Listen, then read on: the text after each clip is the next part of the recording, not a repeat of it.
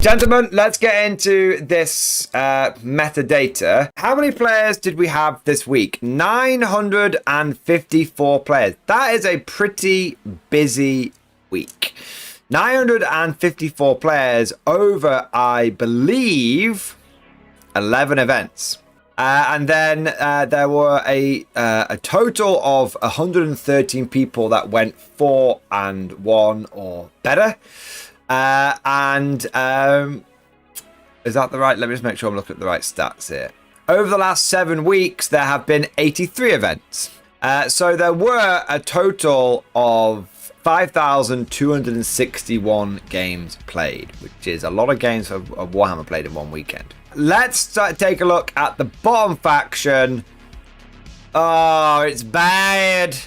I actually feel really bad about this. Genestealer Cult found themselves on a 27% win rate with only 7 players.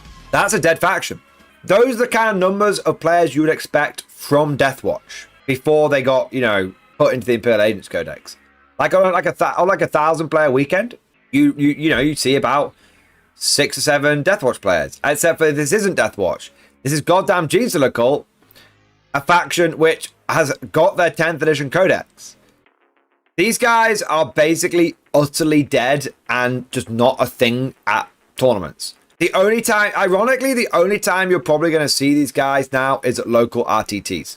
Because that's when your local Genestealer Cult guy might bring his army out. You're probably not going to see them all that much. And the reason is Genestealer Cult tends to be a lot of people's, not even second army, third army, or fourth army. Although I actually think I'm going to talk to my brother about getting a Channel Deathwatch army. He's got his old Deathwatch. He never plays Warhammer anymore. I'm sure he wouldn't mind me buying it off him. So I might be getting a Deathwatch just because, well, someone's got to give him some love, right? Next, we have Tyranids. I think this is kind of a blip for the old Nids here. So it looks at the Hive Fleets again, and their shit completely pushed in. 39% win rate against an average of 46% win rate. So that's a 7% drop. Honestly, I don't see that as being anything more than a temporary blip. There's a lot of people trying out Vanguard Onslaught. So if we look here, like Invasion Fleet, which is basically like the go-to sort of noob detachment, is on a 45% win rate with 3 people going 4-1 and 19 players running them, and that's against the average of 47%. So that's basically, you know, if win rates go up and down, fluctuate by 1 or 2% all the time. That's like the true like Tyranid win rate here. That's steady as she goes. You've got a few erroneous results, although Crusher Stampede being not shit for at least the 3rd week in a row. Guys, I told you, keep an eye on Crusher Stampede. Things are happening. Keep your eye on that Crusher Stampede. Synaptic Nexus still bubbling beneath the surface. But the problem right now is this right here. So we've got like 9 people on Synaptic Nexus, 7 people on Crusher Stampede.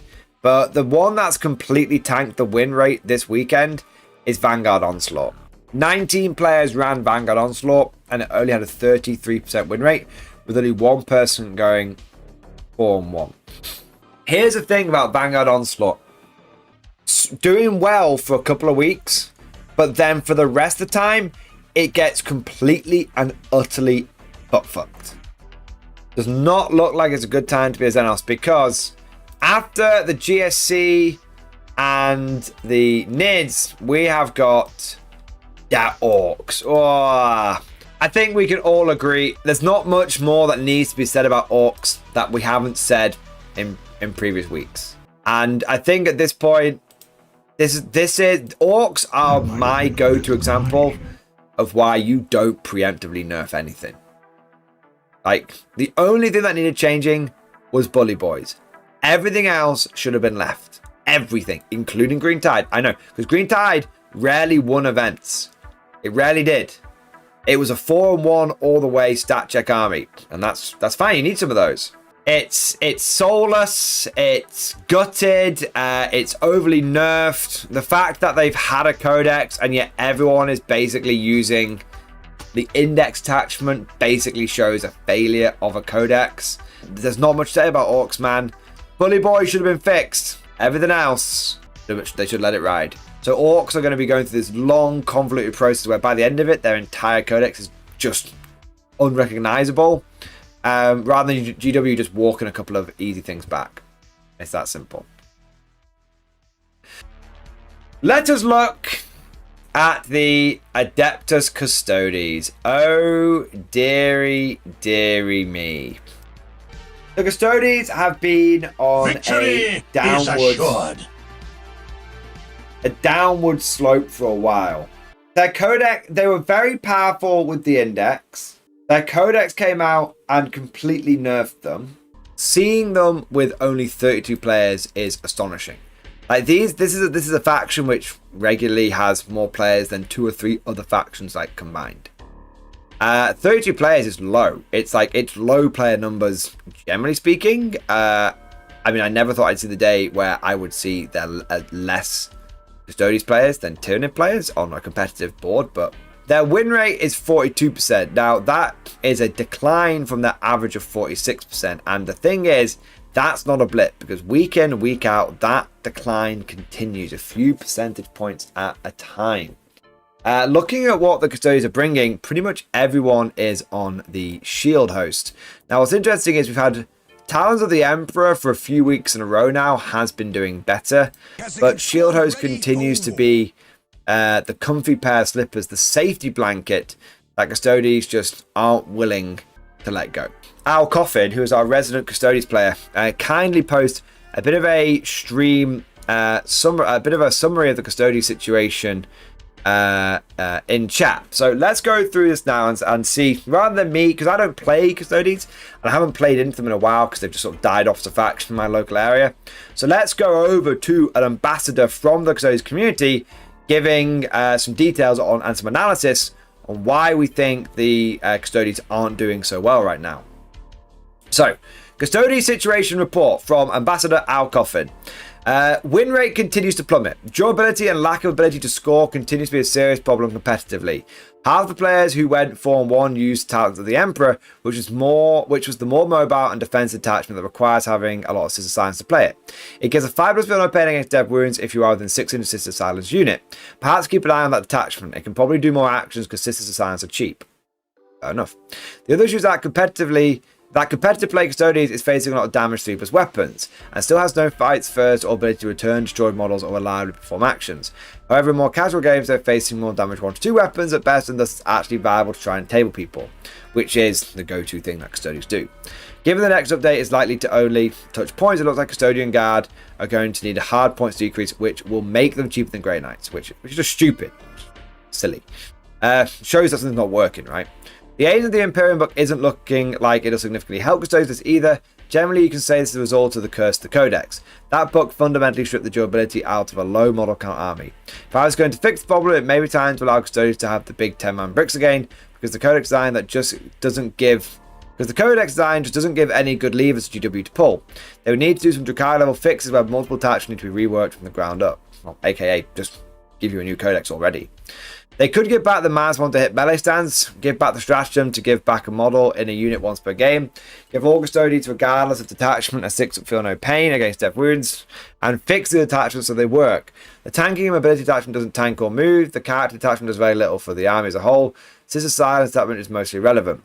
In conclusion, low speed, small units that die to anything that charges or shoots them results in an army that tries to score.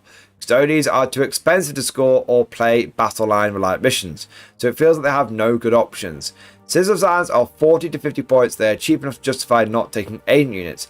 Having the most potential melee killing power doesn't matter when you never get to use it. In practical terms, you pay 210 to 250 points for a 5-man unit to deliver a single 110 or 160 point character model into the enemy, losing all the actual Custodes in the process. Side note, I've always said, if you're spending more on supporting a unit than the unit itself, then you're over-supporting that unit. Custodes are forced to over-support, making them inefficient. The army's rules don't work effectively, and many attachments are built on fundamentally flawed designs. The army either needs to increase durability on the rule side, or they need to increase durability by changing the unit sizes. Knowing GW, they would pick a unit size based on the sprues, and Custodians are sold in 5s, so they'd increase them to 10-man units. Here you go, Morning Glory. I hope everyone finds this insightful. We do, man. We do. That was very helpful. and that was very, very insightful. So I've already added my own little bits in there, and I think that was a very succinct summary of the situation by Al Coffin. So big thank you to him for all of his support on Twitch, all of the bits. A big thank you to him for sharing that insight from his perspective as a competitive Custodes player. Al Coffin, 07 buddy, appreciate that, man. All right, so next up we've got Space Marines, 42% win rate. This is actually 2% above their average of 40%. That doesn't make it good. Space Marines have kind of speed run their usual journey through the meta. So normally what happens is Space Marines are the first codex to come out. After about 2 years, after reaching the halfway point of the edition, or 2/3 the way through the edition, they then become basically like really bad. But GW has fast-tracked them this time and has made them irrelevant only 1 year into the edition. So good job GW, you have the timeline. Joking aside, Space Marines, there is very little reason to run basic Space Marines. Hence why Poster Boy faction only has 24 players. There are less people playing Space Marines than there are playing Custodes. That looks like a dead faction, right? Wrong. The problem with Space Marines is that there's no point in playing them as vanilla Space Marines. You take your average Space Marine army, you take your competitive Space Marine army, doesn't matter what it is, you take your Space Marine army and you just say they're Dark Angels and they're just better. The problem is that I hesitate to use the term good players, but I'll use it for now. I don't mean that in a disparaging way. All of the good players, the cream of the crop, basically have been siphoned off, and they're going to go, if the people that want to win with Space Marines, they're basically taking the Space Marines as a non-codex compliant chapter just to get a bigger boost. You know, there's still signs here this faction can do some stuff, but by and large, you're going to see, you know, competitive Space Marine players running. So we've got Chaos Space Marines. If you take it as like a face value, and you see Chaos Space Marines, and you see them as a bottom 6 faction with a 43% win rate, you might think that they were a bad faction, but they're genuinely not. The issue that Chaos Space Marines has right now, and it's not really an issue, it's just a factor that you have to take into account, is they have a lot of choice. They've got like an insane amount of detachments. But so what you find is that people who are just like diehard Alpha Legion players are going to run the Deceptive detachment whether it's good or not. And people who are diehard like Dreadclaws detachment are going to run that whether it's good or not. Chaos Space Marines don't have like non-codex compliance alternatives like regular Space Marines. All of the like fluff players are here, and in a funny sort of way, they're kind of like artificially like suppressing the win rate. Whereas with it's not, you know, the good players have got other places to go. Hence, that's why the Space Marine detachment is a bit lower. You know, they'll go play Dark Angels, like I said. So for Chaos Space Marines, like looking at this win rate here is very, very disingenuous, and you just basically shouldn't do it. You should ignore that number. The 3 numbers that you should look at are these 3. This number here is number of players that went 4-1 or better. That means they won at least 4 games at a tournament. This is the number of tournaments that they won, so they did win a tournament this week. And this is the number of players. That's a really, really, really healthy number of players. That's a really, really healthy number of people going 4-1 with the faction, and they won a tournament. And it's rare that a month goes by without someone winning a tournament with Chaos Space Marines. When you dig into the data a little bit more, you see that the overwhelming number, you know, the most popular detachment is Renegade Raiders. So really, and this is the competitive detachment. Like, if you want to run your Chaos Space Marines as Chaos Space Marines and then feel like Chaos Space Marines and you want them to do well, you're going to run them as Renegade Raiders. Full blown. I think the advantage that Renegade Raiders has over, let's say, a lot of the Space Marine stuff is it feels like a detachment that any Space Marine, Chaos Space Marine Legion could justify using. So unlike in like Space Marines here, where, you know, if you're an Imperial Fist player, you're gonna use the Anvil Siege Force. Like, you're just gonna. All right, and if you're an Iron Hands player, you're gonna use Iron Storm. Okay, with you know, which means you'll have those sort of die-hard players who, no matter what, are going to bring your win rate down. with Renegade Raiders, that's kind of like the Dark Angels Gladius of Chaos Space Marines. That's where the true reflection of the power of the faction is, and that's and anyone could use it. Like, I could run my Chaos Space Marines and Renegade Raiders, and it would feel appropriate. So it's not like it's almost Legion agnostic. So that's why you see, and also it's very powerful. So if you look here, the real win rate of Chaos Space Marines is 48%. And that would really, if you look at it, it would really boost them up in the rankings. That would start putting them on the same level as sort of Eldar and Admech and stuff like that. So Chaos Space Marines, these are the numbers you're interested in. And if you want to see the true like win rate of the faction, it's Renegade Raiders. All right. Looking at some of the other detachments though, because they are a bit more fun. We can see Chaos Cult had the highest win rate again. Chaos Cult is a very, very, very good detachment. It just requires you to have a fuckload of models, so most people just can't be bothered running it. Slaves Darkness is the... I thought that was the index one. I think that's just must have been like an index. I think that's meant to be combined with Pack-Bound Zealots. Yeah, I think that's a little mistake in the data. Soulforge Warpack, if you like Demon Engines, there you go. If you're an Iron Warriors player, you're going to use Fellhammer Siege Host, 31%. Deceptors, Alpha Legion, they had a surprisingly good week last week. Now they're back at the bottom. The thing that's really sad about Chaos Space Marines is I think this is the second week in a row where we've had no Dread Talons. When Dread Talons came out, and I saw that it was a very, very, very, very Battleshock focused attachment, I instantly said that would be the worst one.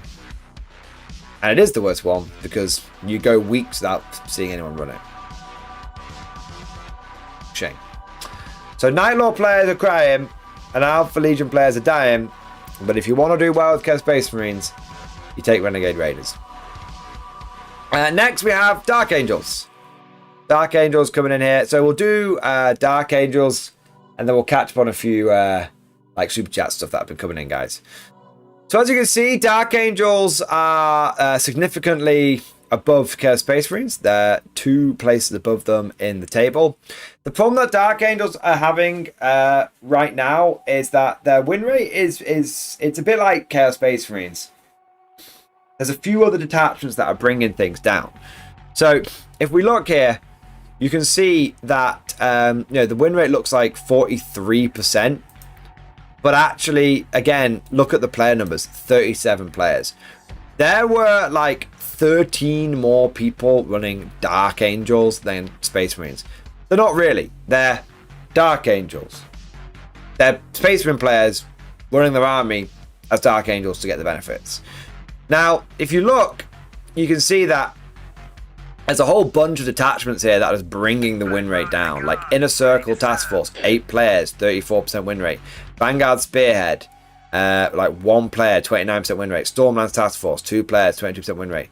Unforgiven Task Force, that was 1 player, and that was a 6% win rate. But 1 player, it doesn't really move the needle. So what you're finding is like the Inner Circle Task Force has kind of brought everything down. Really, what you want to look at is the Gladius Task Force, and you can see here that the Gladius Task Force had Renegade Raiders with the Chaos Space Marines. Gladius Task Force, the actual detachment you're going to run your Dark Angels competitively in, has a 47% win rate. 4 people went 4-1, and there were 25 people here. The overwhelming majority, like more than 2/3 of the players who ran Dark Angels ran Gladius Task Force. So yeah, this a bit like Renegade Raiders. When you have when you have factions with multiple attachments, sometimes, not always, sometimes you need to just ignore this line and you just go down to the true win rate. And with Dark Angels, it's Gladius. All right, so Tau had a 43% win rate this week, and they which seems kind of low, especially when you compare it to the average of 46% win rate. But Tau had actually a very, very interesting week. So, firstly, they had 45 players. Now, they actually had, spoiler alert, they actually had 1 more player than Guard. Guard and Tau having equal player numbers is I think that's significant. That's telling. Because Guard's normally quite a popular faction. I think the Guard numbers are where they normally are. I think the town numbers are going up. They also had 6 people go 4-1, which is really, really good. Like 6 will go 4-1. What I find most exciting, and I rarely use this about Tau, use that word. What I find most exciting about the Tau numbers is look at this, guys. 3 detachments, Monka, Retaliation Cadre, and Carrion, and they've all got similar win rates. Each detachment won when each detachment had 2 players go 4-1, and each detachment had basically the same number of players. This is all really good stuff for the Tau. Really good. It shows healthy player numbers. It shows a healthy ability to do well at tournaments.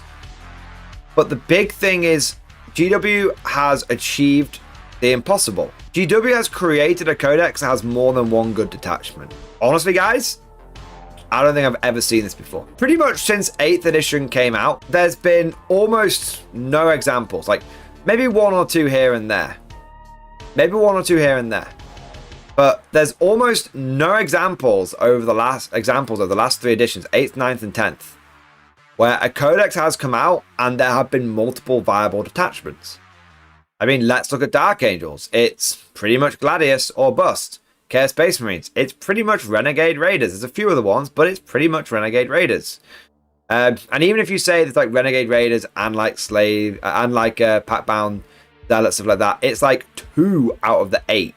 Okay, there's always like a minority of detachments which is better. Space Marines, it's, it was always like Ironstorm or it was Gladius. Custodians, it's Shield Host. Orcs, it's Warhorde.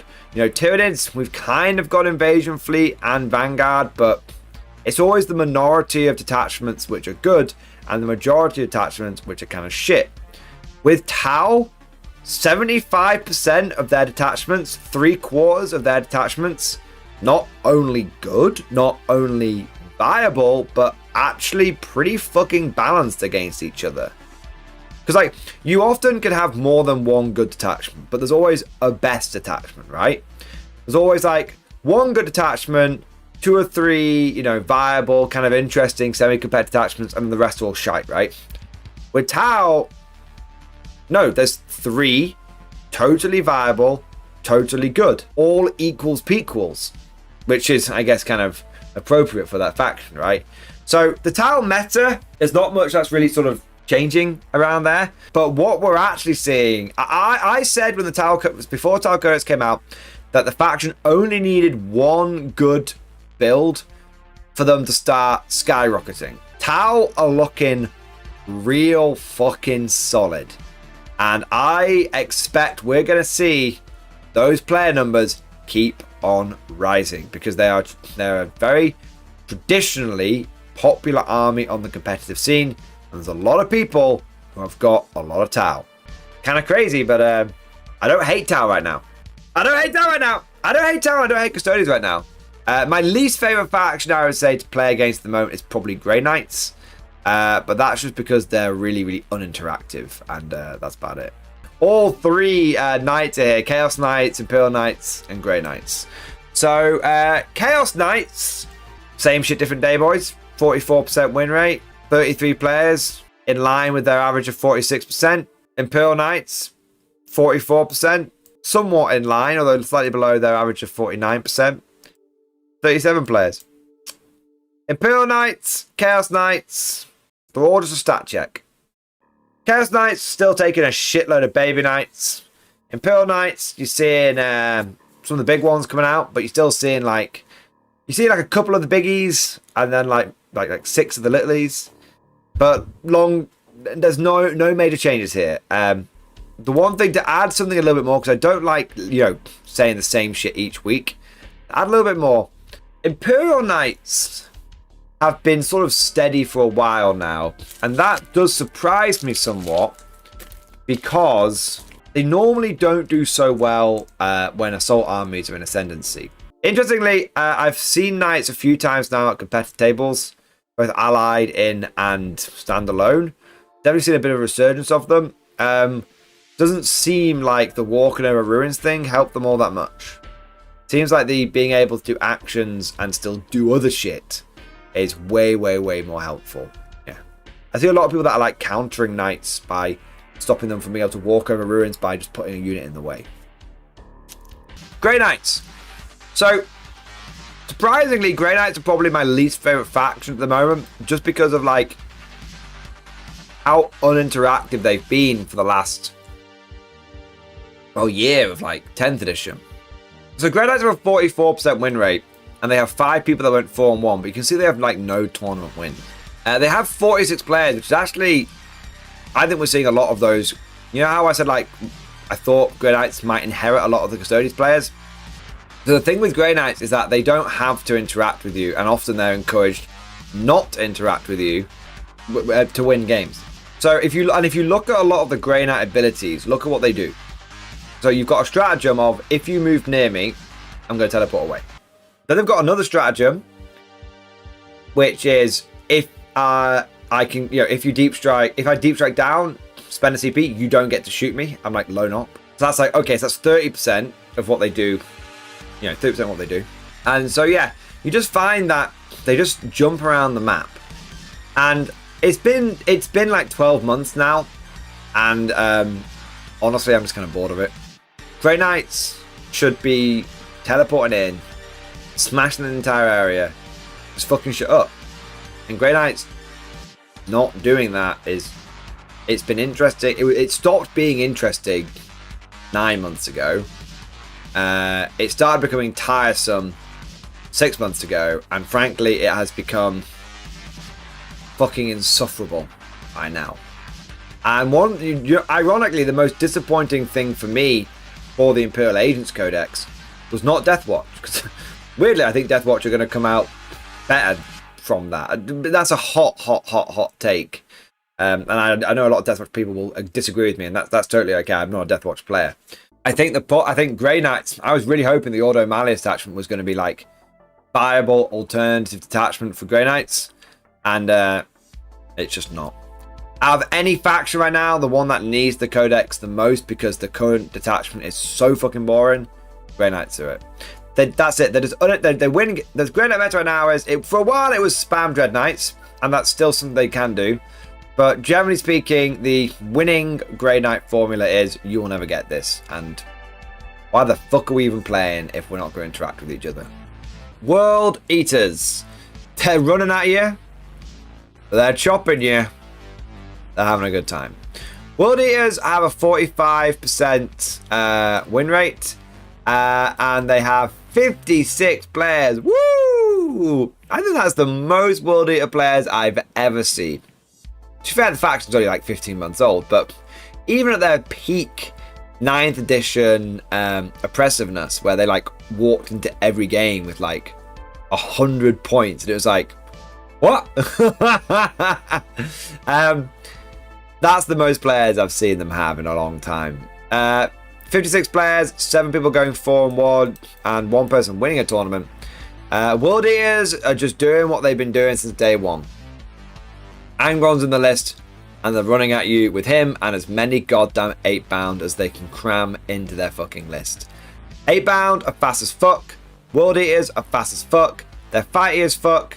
If they have one disadvantage, they sometimes struggle with mech to, they could have to kill the transport, then kill the unit, but sometimes you just have a good run, you can go all the way. And World Eaters have proven that. There you go. 28 player 5-round event in Australia.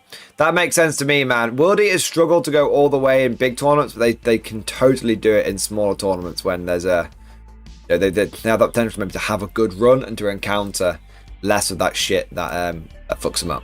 But yeah, there's nothing real new to say about World Eaters apart from their numbers are going up exponentially, and their number of 4-1s is going up exponentially as well.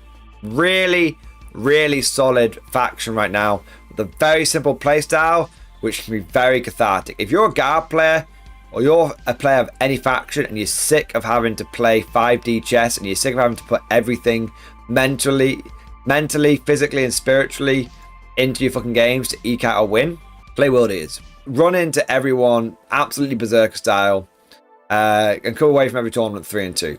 Sky actually did have a bad week this week. Last week they were on top of the world, winning super majors, very, very high win rate. This week they've taken a bit of a blip down, 45% win rate, only 17 players, and only one person going 4-1. Now, losing 11% of your win rate in 1 week might be considered catastrophic. I'm going to hold off judgment and see if it continues going downwards, then I owe Art of War an apology. But I don't think it's going to continue to go downwards. Do you know what this says to me? It says to me that for some reason, this week, a lot of the Dark Elder competitive players taking the weekend off. There were more players last week playing Dark Elder in like a quieter week. It's just like I said, you do have these anomalies. We'll keep an eye on it. We'll see what happens. But I suspect that this is one of those off weeks with Dark Elder. As someone who's now played into them twice, let me give you a bit of insights into what they do. They're fast. Great insight, Mordian. No, seriously. After turn 1, the Dark Elder player will be where he wants to be with his army. He's not necessarily going to be super far forward. He's not necessarily going to be penetrating into your backfield. If opportunities arise, maybe. But after turn 1, the Dark Elder will be staged. They'll be where they want to be. And at that point, what they're going to do is start hitting you on their terms. Now, the way that you can counter Dark Elder is twofold. Firstly, you seize the initiative. You seize that momentum. Like if you just say, no, I'm not going to be put off balance here. In fact, I'm going to come and attack you, and I'm going to come and keep you off balance. Then when they're forced onto the defensive, it does start. It really shows like they struggle in that regard. They need the initiative and the momentum on their side. But the big thing is that's a little intangible, and sometimes can be difficult to gauge who's got that momentum. So let me give you something a little bit more solid. Ironically, for Dark Elder, with what I'm about to say, they're very, very susceptible to Overwatch. I took a list that had 3 Hellhounds in it. I didn't know I was going to play Dark Elder twice at the same tournament. And to be honest, I probably won those games because of my Hellhounds. The issue that Dark Elder have is that all of their shit is very fragile, and all of their infantry are like only 1 wound. But they're expensive. So when I had one of my vehicles blow up amongst, like, just got a deadly demise and blow up amongst their lines, when I did like 3 wounds per unit of incubi, they lost 60% of their unit because they're all 1 wound models. Sure, they're a 3-up save. Sure, that's not bad at all. Very, very killy. But all of the incidental damage they pick up, an explosion here, Overwatch there, even if you haven't got flamers, you've got enough. If you can calculate, I've got enough Overwatch here where if I do it, I'm going to kill like two people out of that squad. You do that every turn. In your opponent's turn, you basically wiped out 2 of their 5-man units. And that's 2 less assets that they have. And they're not so cheap that they can afford to throw all the assets away. So Drukhari, their biggest weakness is how quickly they accumulate extra casualties. And the best way of putting those extra casualties onto them is with Overwatch. Now, this very well may be a bit of a blip. But if we do see Dark Elder continue to be a factor that people need to take into account at tournaments, I wouldn't be surprised if we start seeing people bringing 1 or 2 units, aren't necessarily dedicated to Overwatch, but 1 or 2 units in their armies which can do half decent Overwatch. Because you just need something that can every turn pile up a couple of extra casualties for you, and over the course of the game, that could win you the game. So yeah, that's the kryptonite for Dark Elder. Interesting, Leagues of Votann have somewhat fallen down in the standings this week. I think last week there was something ridiculous like 4th. It turns out that was an anomaly. Leagues of Votann, not a top 4, top 5 faction. But to be fair, where are they placing right now? 1, 2, 3, 4, 5, 6, 7, 8, 9, 10, 11, 12, 13. So middle of the table.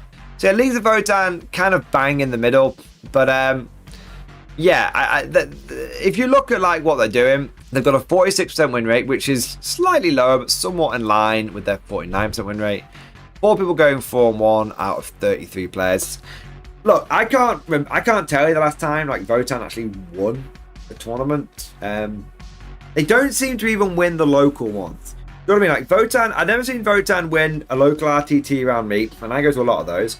And I rarely see Votann. In fact, they haven't got any GT wins over the last 7 weeks. They've got any GT wins over the last 7 weeks. Well, I mean, what that says to me is that they go 4-1. Votann are not a tournament winning army, but they're not a bad army. They can go 4-1, but I suspect their limited roster is limiting their ability to go all the way. But yeah, that last week's result was a total anomaly. Everyone was like, vote on that income, and I was like, nah, man. If they can do it 2 weeks in a row, I'll pay attention. Until then. Death Guard are definitely my favorite non-Imperial Guard faction right now. You know, one of the things I've been saying about Imperial Guard since the beginning of 10th edition is that the data sheets just kind of work. The data sheets are just fine. Like, they just, you know, the one of the things that makes the Guard so strong in 10th edition is that the foundation of the faction is based on the fact that there are very few shitty data sheets. And when I play Death Guard, I get a similar feeling. I get a similar vibe. Like, my Plague Marines are just fucking solid. My transport options are just like the Rhino just does what's in the tin. I've got good close combat. I've got good range. My army ability is good. Like, Death Guard are just a really, really solid faction. They're not like winning very many tournaments. Like over the last 7 weeks, they've only won like 2 tournaments. But they never go a week without having some people go 4-1. They never have a week where their player numbers completely dry up. Once a month, on average, they win a tournament. And this win rate just never fucking shifts. It's fucking solid. 47% win rate in comparison to 48% average. That is right in the pocket. Right now, I think Death Guard, a ton of fun to play, and they just feel right. They feel good. I am actually surprised that Death Guard don't win more tournaments. I wonder if it's just because the spotlight isn't on them right now, but personally, I feel they have all of the tools in the toolbox that they need to win tournaments, both RTTs and GTs. Super Majors, I don't know, but as someone who actually plays with them and finds them quite enjoyable and quite easy to win with, but straightforward to win with, I'm surprised they're not. I'm surprised. This is very respectable. I'm surprised they're not doing even better than that. So looking at it from the service level first, we've got 47% win rate. That is actually significantly down from their 53% win rate. I wouldn't worry about it too much because they still had 11 people out of 57 go 4-1. And someone actually won a tournament this week with Sisters. Let's have a look what they won. 37 player GT. Nice normal sized GT there. The thing that, so there's nothing overly wrong with any of these stats, right? You've got a popular faction, able to go 4-1 very regularly, able to win local sized GTs, win rate fluctuating somewhere within the Goldilocks zone. The big problem with Sisters is not the faction per se, although some people might argue that they are. Somewhat overpowered. The problem is that out of 57 people, 48 of them ran Bringers of the Flame. I mean, there is like detachment skew, and then there is that. I mean, that's worse than when Necrons were in the Ascendancy. That's worse than Necron Hypercode. At least Necron Hypercode always had to compete with like Canoptic Corp or more recently Awakened Dynasty. But yeah, that's absolutely wild, man. The Sisters meta is actually looking this week relatively healthy. Although bear in mind, when you have so many players, this win rate is probably artificially suppressed. So you probably find there's a lot of Sisters mirror matches here. And what you're likely to find is that this win rate is probably 3 or 4% higher. So it's more like a 52% win rate, 51, 52% win rate. But that's still well within acceptable parameters. The big question I have is, are people starting to adapt to the Sisters meta? Because they really did enter in a big splash, and GW preemptively nerfed them really, really hard. So are people starting to adapt to the meta? Hence why we're seeing the win rate come down a little bit. Or is this because we've got a lot of people jumping on the faction? That is an absolutely insane amount of... My thoughts, not suspicion, my take is that is an absolutely fucking insane amount of Sisters players. That is the highest number of Sisters players I've ever seen in 10 years. And so I think what's happening is a load of people are jumping on the faction. They're not doing quite as well with it as they expected, because Sisters, even though they are very powerful, do still take skill to play. And so the win rates come down a little bit, but essentially I think what's happening here is the faction's getting guarded a bit, where the faction is in ascendancy, a bunch of people jump on it, they don't know what the fuck they're doing, expecting it to be an auto win, and it's not. So Sisters are powerful, but you still need to know what the fuck you're doing with them, and I think this, compared to this, reflects that. Chaos Demons, demons save!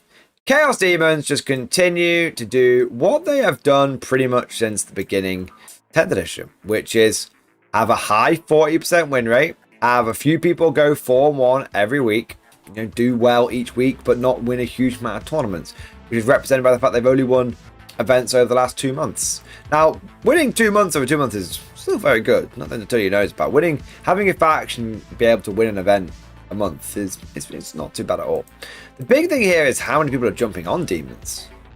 Seeing that many demon players isn't as surprising as one might think, because demons are one of those weirdly common armies. I don't think I've been in an edition of 40k, and since I started playing competitively back in like sort of end of 5th, beginning of 6th, I don't think I've seen an edition go by. There has been someone running demons. I was at an old world tournament this weekend. Motherfucker there was running demons, and it was his 40k demon army, which he had just put on some round-based movement tray converter kind of things. And he was like, yeah, I play demons 40k, I play demons AOS, and I play demons old world now, same army. So demons are one of those armies that are just popular. They're just common. If you want a complicated paint scheme, you've got fucking Zeech demons. They scratch. They're always generally powerful. They've always generally got some build going for them. So yeah, I think demons are an army which have just been popular for a while now. And I think, as Deja Vu says, demons are just fun. Very few wins in my Zeech demons, but I do like them. 200 rounds of trench coat. Demons are really appealing since you can soup them into any chaos army and run them in 3 game systems. Yep. Like, honestly, if someone was getting into Warhammer for the first time, probably the best faction tell them to play is Chaos Demons. Be like, you can say to them, you're not going to win a huge amount of games, but you can literally try out 3 different fucking game systems with the same army and a couple of movement trays. Right now, I'm still hearing the word on the street is it's all about Dem Corn Demons, but apparently it's all about Dem Blood Crushers. But Blood Crushers are not a super common unit that a lot of demon players have. You'll find demon players have got all the different big monsters, and interestingly, they've got all of the they've got a few squads of all the little bastards. It's the in-between shit that demon players don't have a lot of. It's all big guys and little guys. It's not a lot of medium guys. So I think what's probably happening here is a bunch of demon players are coming out with their demon armies with the big shit and the little shit. They've not got that medium shit, which is doing quite well at the moment, like corn dogs and blood crushers. Yeah, but we'll see. Yeah, Chaos Demons. Since Pride Nexus have been doing good stuff. Necrons. Necrons. Another week of Hypercrypt Legion haunting my dreams. Necrons are in a similar boat to Sister Battle, where it seems like they're really coalescing just around Hypercrypt Legion. They've got a 47% win rate. 8 people went 4-1. 1 person went all the way. 50 players. But out of 50 players, 34 of them ran Hypercrypt Legion. 6 of those players went 4-1. But interestingly, the tournament win came with Awakened Dynasty. And there were only 8 people running Awakened Dynasty. And what's also interesting is over the last 2 weeks, despite the fact that Awakened Dynasty has had roughly about a quarter, about between a fifth and a quarter of the players of Hypercrypt Legion, it's actually had half the wins. Now what that means is if you not half the players, half the people going 4-1. But if you look at this, if you look at the number of players this week, like proportionally there are 5 times, no, we'll say 4 times. There's 4 times as many people running Hypercrypt Legion than Awakened Dynasty. And yet they have they have half the number of people who have won tournaments over the last 7 weeks. So proportionally, if you times this by 4, you would have 8 people winning. But that's just the nature of statistics being fucked. This represents a smaller local meta, local GT. So what I would say is Awakened Dynasty, on paper, you could argue it is proportionally the stronger attachment. But I think the reality of it is that Necrons in general, they're not, like, considering how many friggin' players they have week in, week out, they don't win a huge amount of tournaments. Like, they've won like 7 tournaments. Considering, like, I don't even know how many players they must have had over the last like 8 weeks. Is that how many players they've had over the last 8 weeks? No. So I don't know how many players they've had over the last 8 weeks, but it's gotta be 500 minimum, I would say. So if we say, you know, if they're like they've had like 500 players and thousands upon thousands of games each week, and dozens each over the last 2 months, and dozens of tournaments. Being one of the most popular factions, having 7 tournaments is good, but it's not like the super dominant position that I would expect. Basically, I think Necrons are. I think the dynasty's crumbling a little bit, like a little bit of tarnish at the edges, and I think Necrons are a 4-1 faction now with the ability to win a local GT. That's it. Honestly, do you know what staggers me the most is how many people are stuck around with them. I never thought that Necrons would stay as a faction with 50 plus players.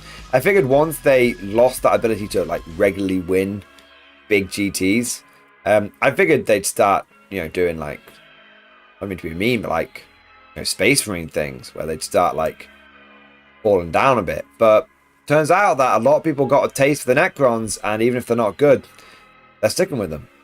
Interesting. There's definitely a sticky community there. Also, Awakened Dynasty is my bae. If I was for Necrons, I'd run Awakened Dynasty. Then we've got the Eldari! Goddamn pointy ears. No matter how much we nerf them, they still end up in the middle of the goddamn fucking pack. God! GW, until GSC and Eldar have swapped positions in the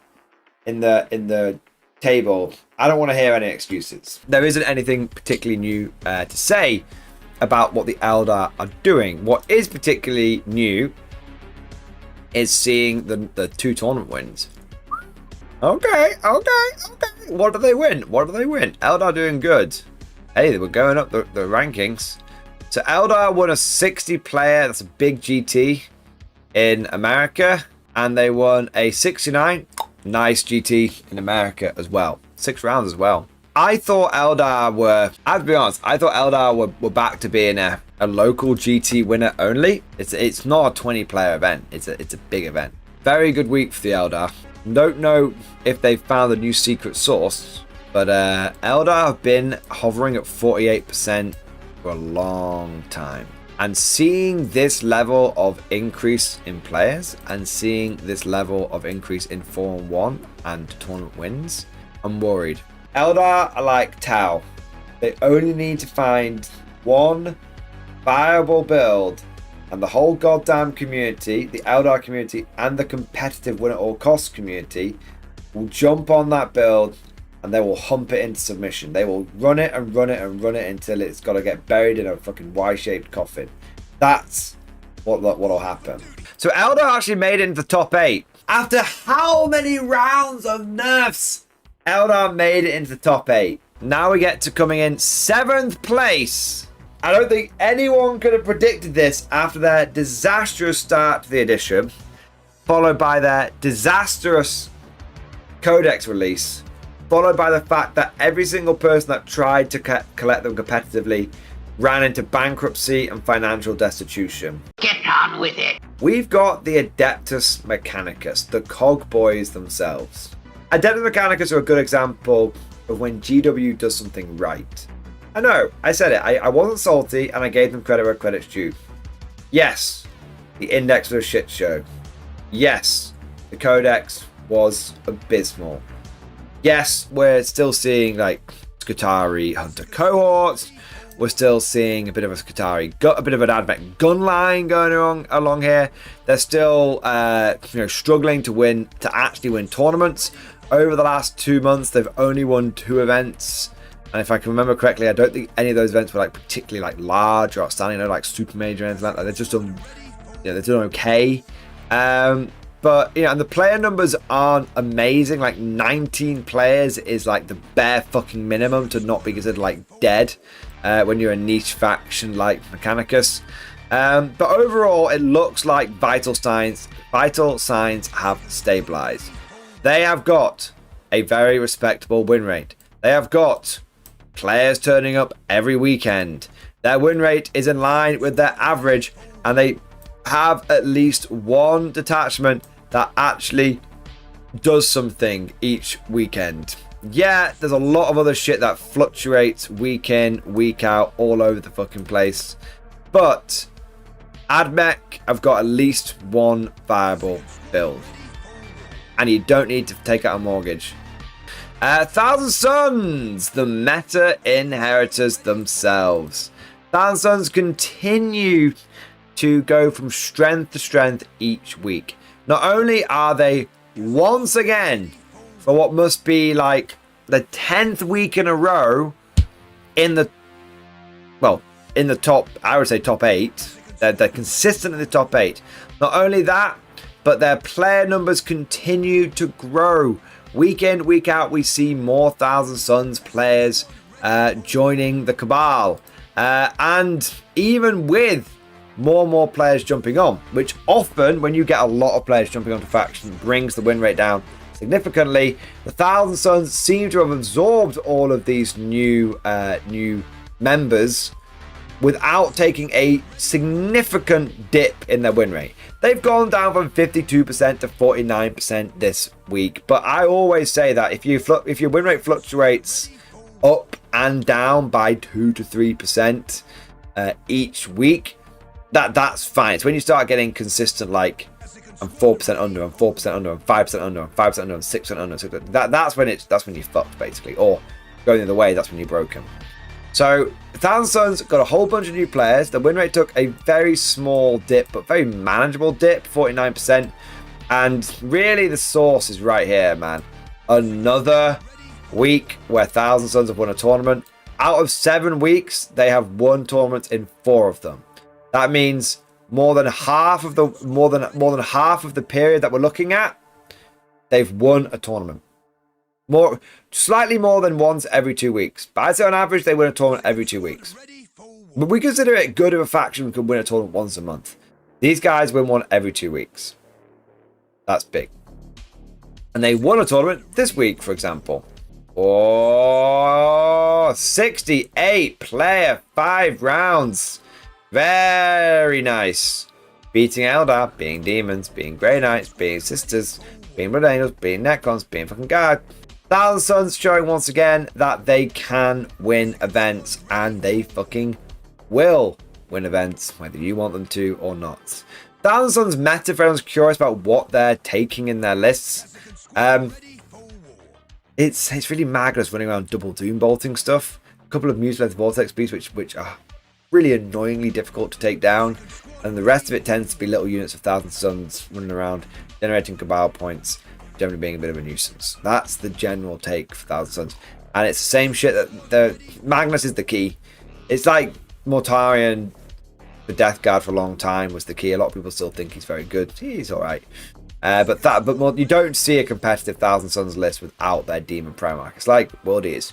You don't see a competitive World Eaters list without. So coming in the top 5, we have got the Imperial Guard, the Emperor's true finest. Yes, the Imperial Guard once again is in the top 8. Once again, we're in the top 5. Remember, it was only a couple of weeks ago, if I remember correctly, and I could be misremembering, but it's within my memory that Guard were like 4th, and then again, we're now, woohoo, baby! The meta is here, boys! The Guard meta is here. Now, if we break the Guard stats down, there are some little sort of paradoxes, there are some weird like juxtapositions and stuff, but it starts to make sense when you dig a bit below the surface. So Guard have got a 50% win rate. Perfectly balanced, as all things should be. And then we have 44 players. That is a very normal amount of players. It's actually kind of low for Guard. What's kind of interesting here is Guard is normally like the 3rd or 4th most popular army, whereas this week I don't even think we're in the top 10 most popular armies. I don't think we are. But we've got what's starting to happen now. What's starting to happen, guys, and this is going to fluctuate a little bit. It's going to go sort of up, down, up, down, up, down. The general trend is we're going to be going up. Okay. What's starting to happen now is the competitive Guard community is beginning to earn veteran status. It's beginning to mature and evolve and catalyze. And what we're starting to see is it's not a bunch of new people jumping on the faction, getting conscripted into the faction. What we're starting to see is those people that have been playing the Guard hard are starting to get results. So if we look here, we've got 44 players. And we've got 7 players who went 4-1. Now, no one won any tournaments this weekend. But over the last 7 weeks, we have won 4 tournaments. Now, if we compare that to like Thousand Suns, who are considered to be one of the top factions right now, one of the factions that sees regular play at big events like WTC, one of the factions that I say is like the meta inheritor, they also have 4 tournament wins. So in the grand scheme of things, Guard are actually, people consider Thousand Suns to be pretty bullshit and broken in some circumstances. Well, Guard they're going toe to toe with those magical bastards. Now, the big thing with Guard at the moment, in terms of like what is the meta, because for a long time it was artillery spam. I think the Guard meta is still somewhat in flux. I don't think right now there's one secret source. There's one specific list that is doing it. I think, each time we see a Guard player win a tournament, they've got a different thing. And it's not the same guy winning each week. It wasn't like when David Gaylord was running the faction, and each week it was like, each time he went on, he would win with his one list, right? Right now, I think Guard are not only in that sort of to trim the fat and get that veteran status, we're also still very much in the experimental phase. Like, I haven't run the same list at a tournament yet. It's always been a little bit different, a little bit of an evolution, or sometimes it's been very, very different. I think what's good about Guard at the moment is we have a lot of viable playstyles. Hybrid works. Met Guard works. Even fucking spamming the shit out of Scions works. Guard are just in a good place, and it should not be blown out of proportion, this 50%. It's a solid 50%. It's in line with our average. What I would say has happened here, more than anything else, is Guard is weathering the storm.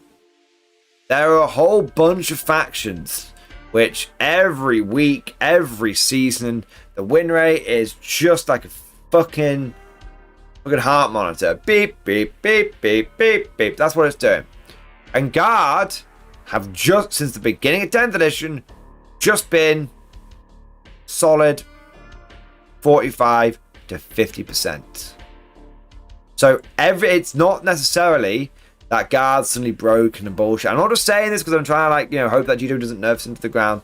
It's not that. I think that Guard is just in a very comfy, solid position.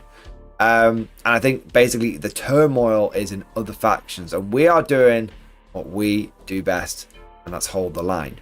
Now, if you were to twist my arm and ask me, Mordian, what do you think is currently Guard's greatest strength? I think our ability to spam armor that is both cheap and efficient and effective, very, very high. Tournament that I was at this week, I had 20 vehicles. Admittedly, 9 of them were Sentinels. But that's still 20 armored units.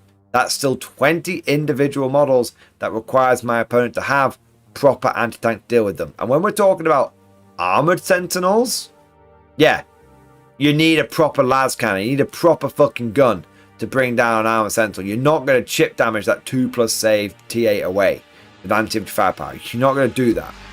Okay, so Guard's number one strength at the moment is just we're like Imperial Knights in terms of like a stat check, except for we also have a lot of other things, a lot of other tools in our toolbox as well.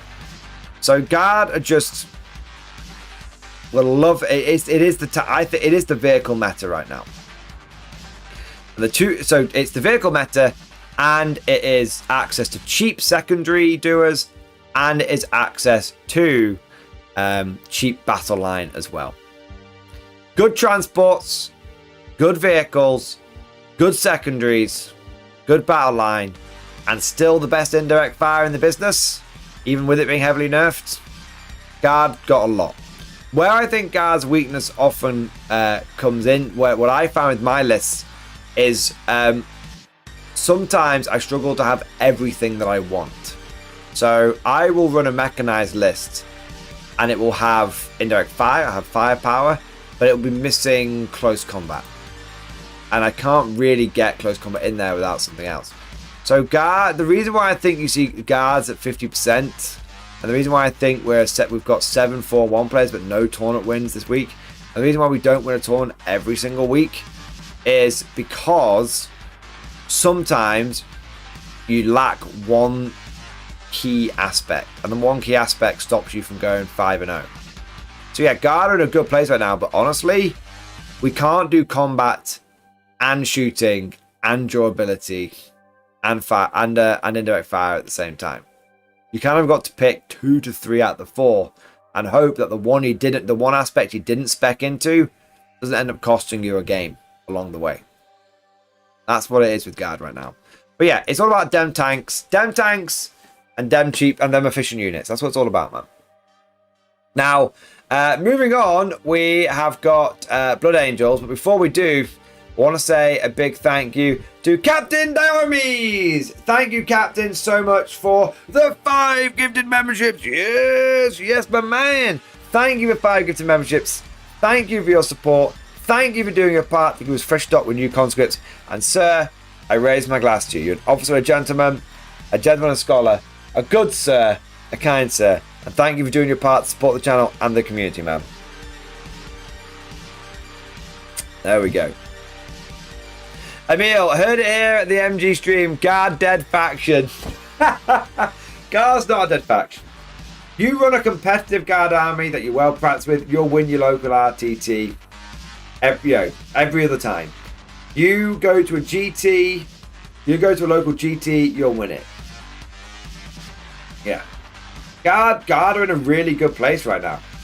No, I know you mean. Don't worry about it. I know you mean. Guard in a really good place right now. You can win your local RT, you can win your local GT, but we're not so broken and overpowered that, because we're winning super majors left, right, and center.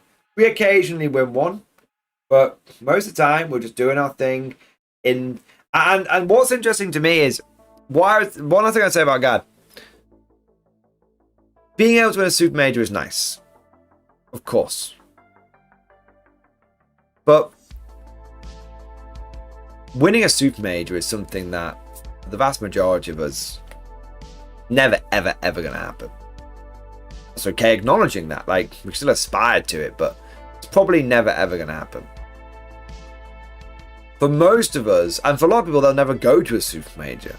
Well, for me, it's far more impactful and far more meaningful. And I think it's the situation that a lot more players are going to encounter, and therefore it matters a lot more that Guard does well at RTTs and GTs. Because that means that Guard is a faction that the everyman on the street, the everyday player, has a chance of getting a win, getting a tournament win. That's the biggie, right? And I think what I say is it feels wholly appropriate that Guard are not a faction that can take on the biggest things or win, because often, in the lore, it's not the Guard taking on the biggest, gnarliest shit. That's when the Imperium calls in the specialists like the Marines and the Grey Knights and so on and so forth. But Guard don't win the big crazy scenarios. What Guard do best is win the countless thousands of regular battles and regular engagements that happen every day in the lore. And that's where Guard are right now. We win in the majority of the tournaments that we care about. Or not necessarily win the majority of them, but that's where we have the best chance of winning. And if you ask me, would I rather have a faction with one very specific build? I might have a chance of winning a super major. Or if I'd rather have a faction that has a great variety and a great amount of different interesting builds that I can go and win a local RTT or local GT with, I'm going to pick the latter every single time. Because I'd rather have a faction I can turn up to. I'd rather have a faction that is fucking interesting. It's interesting, makes it fun, and makes me want to keep using it. I don't want to be, another tournament report, guys, running exactly the same fucking list again. Nah, man, that's not for me, baby. That's not for me. So next up, we've got Blood Angels. Blood Angels, probably the best Marine chapter right now. Although if we look at this, top 4, guys. The top 4 is all power armor. Who said that power armor was dead? Who said it? Nah, man. It's something I've maintained for a long ass time. Like, sometimes just having a 3-up save, really nice. Having a 3-up save in cover can make you eminently drawable against all the small arms fire in the world. So starting off, we've got the Blood Angels coming in with a 51% win rate. Now, it might look like Gladius Task Force is the best detachment with its 75% win rate, and Vanguard is the worst detachment with its 20% win rate. It's important to note, though, that there were only 2 people running Gladius, so the numbers are too small. There's only 1 person running Vanguard, so the numbers are too small. There were 63 motherfuckers! 63 motherfuckers running Sons of Sanguinius. Oh my god. And I thought Sisters of Battle were overly skewed in their detachment. Jeez. Yeah, I mean, Blood Angels just doing what Blood Angels do, man. They're so... Honestly, I sort of said this last week, and I'm going to stick to it this week. There's not a huge amount of point about talking about the Blood Angel meta right now, because it's going to change, like, within a month with the new codex coming out. So, Blood Angels right now, it's spamming Death Company. It's spamming 3 to 4 bricks of incredibly fast-moving, incredibly hard-hitting assault infantry. But that meta is going to completely and utterly change when the codex comes out. Because right now, the thing that's doing a lot of the heavy lifting for the Blood Angels is Death Company with 10-man squad of Death Company with jetpacks. And each Death Company guy's got a power fist and a mouth pistol. But when the new codex comes out, you've got no power fists and you've got no mouth pistols. So Blood Angels are probably, well, they are in the top 3 faction. I mean, I say top 3. This is an anomalous result, which we'll get to in a moment. But yeah, Blood Angels are a top 3 faction. They're a podiuming faction. They have been for a long time. They're very much an inheritor of the meta. But I think the codex is going to come out. I don't think the codex is going to come out and nerf them into the ground. I think the codex is going to come out and completely and utterly change their meta. I think you might see Sangard doing very well. I think the big question that is on my mind is, if Blood Angels lose their power fists, what are they going to pivot to for close combat anti-tank? Because in the past, it was Death Company with power fists. Before then, it was Death Company with Thunderhammers. Now, none of that shit's around. I do worry for the Sons of Sanguinius. Those Sangard are going to need spears with at least damage 2, at least AP 2, and probably fucking like strength 7 lance. At least. That's the minimum they're going to fucking need. Yeah. You don't want to see Blood Angels going over to being Red Marines again. That was boring as fuck, man. Coming in 3rd place, but not really. We have Deathwatch. It is utterly bitter. Absolutely bitter. It is salt in the wound that on the eve of Deathwatch being squatted, or should I say Deathwatch being deathwatched, someone wins a tournament with them.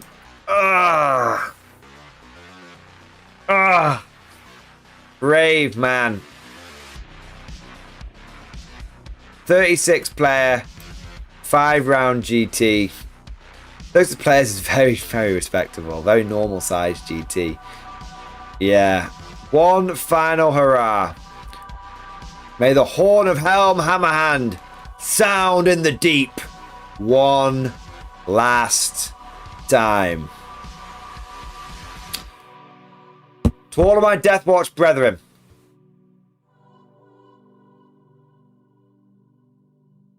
We salute you, boys. We salute you. And GW, I tell you what, man. GW may have abandoned you guys. But every single member of this community, casual, competitive, narrative, whacker, every single one of them sees the injustice that is being done to your faction and condemns it and derides it. Every single person in this community, you talk to anyone, and none of them will understand why GW is doing it. None of them will support the GW move. People might try and explain it, but they won't support it. Everyone stands with you. And Deathwatch, you will not, you may be gone, but you will not be forgotten. You will not go silently for the long vigil. And this Deathwatch, these Deathwatch results right here, 51% win rate, 7 players, someone managing to get a tournament win. This is the Deathwatch community saying right now, we will not go silently into the night. We will not vanish without a fight. We're gonna go on. We're gonna survive. We're there with you, boys. We're there with you. And you know what? I suspect that Deathwatch as a standalone faction may see may fade somewhat. But I truly believe, I'm not just saying this to want you guys off, I truly believe that we are actually going to see more Deathwatch hit our tables. But I think it's going to be as allies.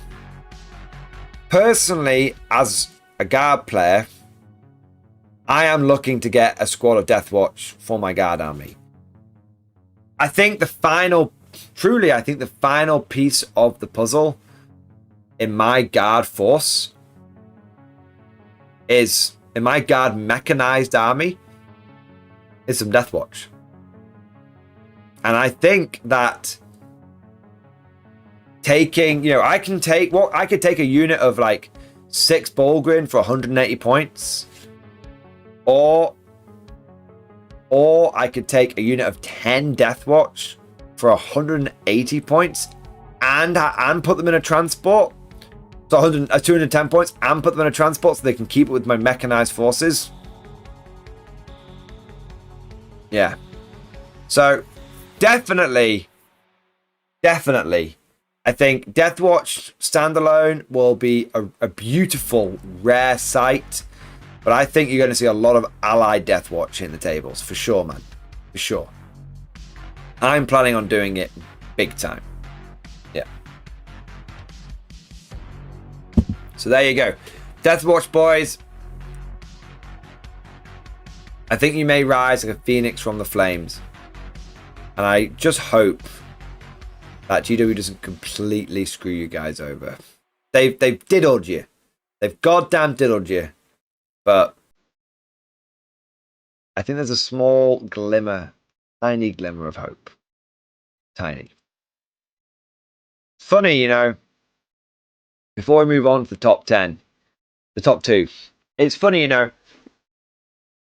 with GW doing this, the faction, it almost makes me want to collect them more. It's like a big fuck you to that company. Yeah. It makes me want to collect them even more to prove that GW was wrong. That's what yeah. There you are. Siri, are you going to add insult to injury and take them with GSC? I don't think you can take them with GSC, right? Right? I don't think you can. Can you add? You can't. Can you? No, you can't. Surely. Can you take Brood Brothers?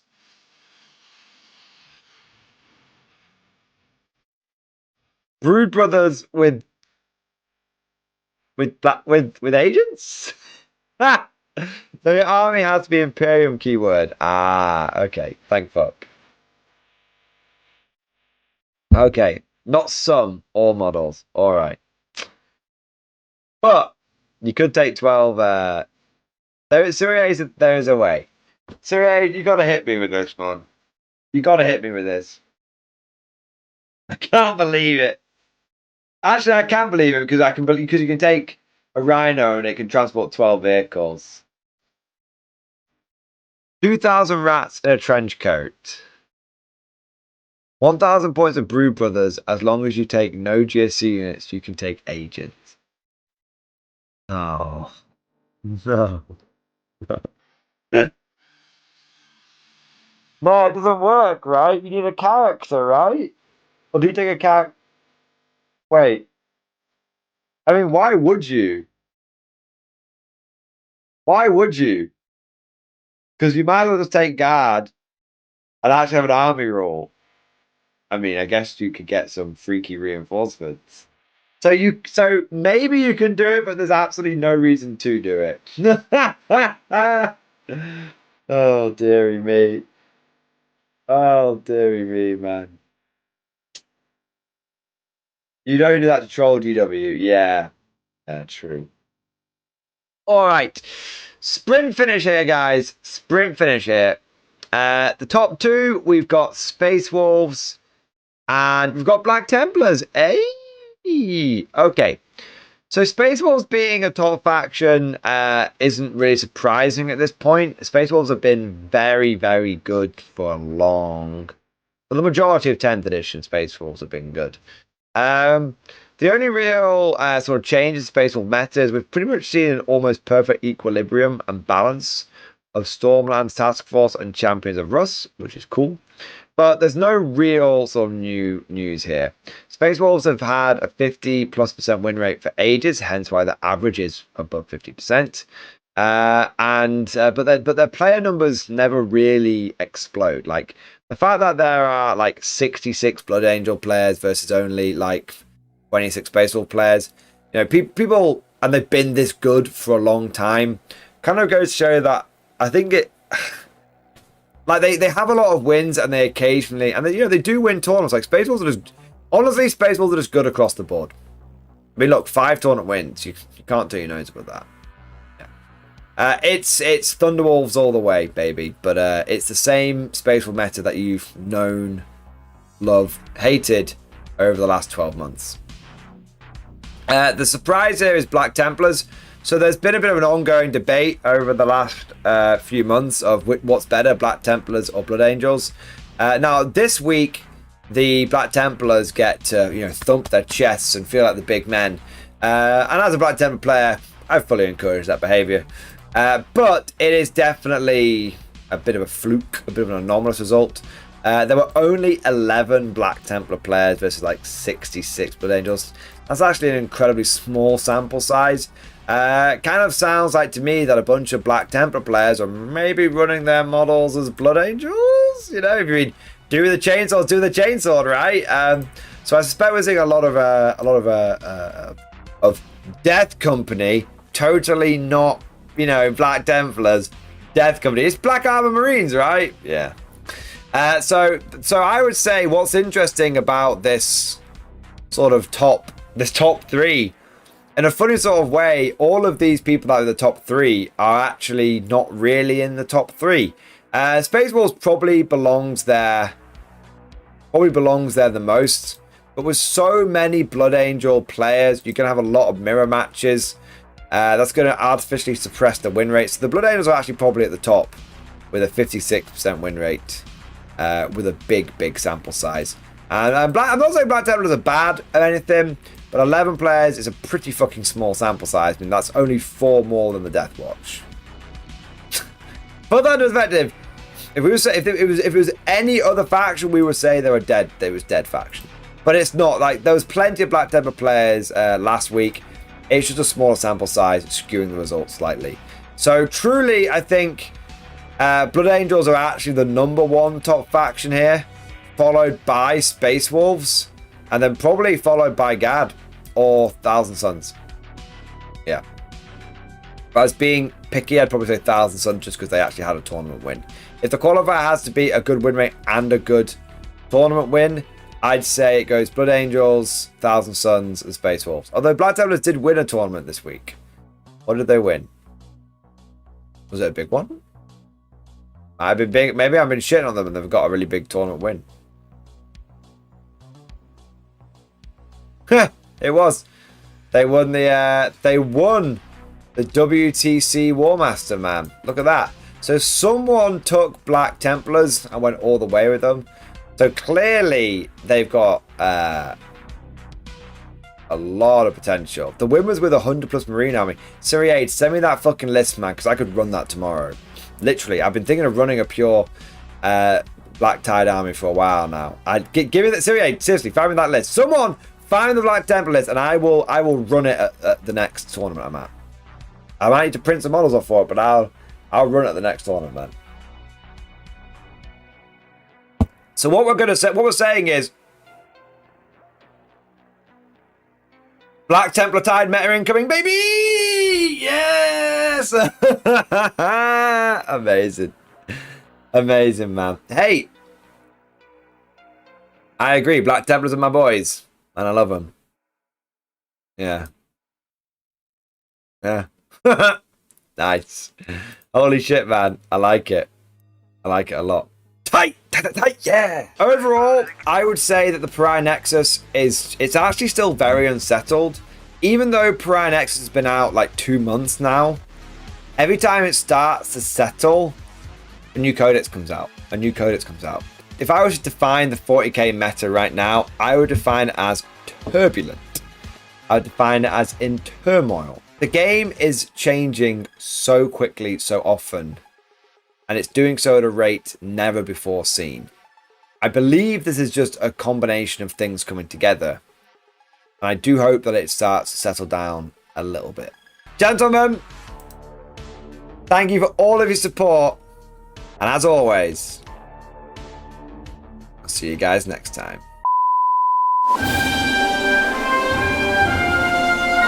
Would you like to know more? If so, then please consider becoming a channel member or patron. By supporting the channel, not only will you be doing your part, but you'll also be helping me create more content for your viewing pleasure and unlocking a whole host of perks. You get everything from a badge next to your name, custom emojis, but the big one is access to the Mordian Glory Discord server, an online community with almost 2,500 active members. It's always popping off in the MG Discord. We've got channels for army lists, hobbying, tactics, stories, and even a pretty spicy meme section as well. For all you greenhorns that wanted to see the Mordian glory hole, today is your lucky day.